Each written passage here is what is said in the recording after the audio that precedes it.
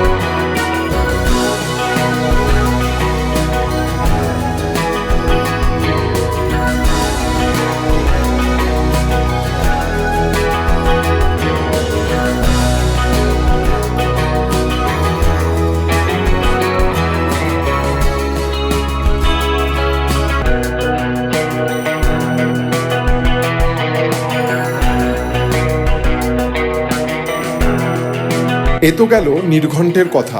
এবার জেনে নেওয়া যাক যে কোন বাহনে দেবীর আগমন হবে আর গমন হবে কোন বাহনে।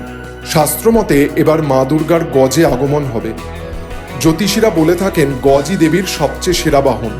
দেবীর আগমন গজে হলে মর্তলোক সুখ শান্তিতে ভরে ওঠে, ধরাধামে আসে সমৃদ্ধি, পূর্ণ হয় ভক্তদের মনের ইচ্ছা, পরিশ্রমের সুফল মেলে। আর মা দুর্গার এবার দোলায় গমন। জ্যোতিষীদের মতে দোলায় দেবী দুর্গার আগমন বা গমন হলে তার ফল মহামারী, ভূমিকম্প, অতিমৃত্যু হতে পারে। কেমন লাগলো এই ভিডিওটা? ভালো লাগলে অবশ্যই একটা লাইক করতে ভুলবেন না।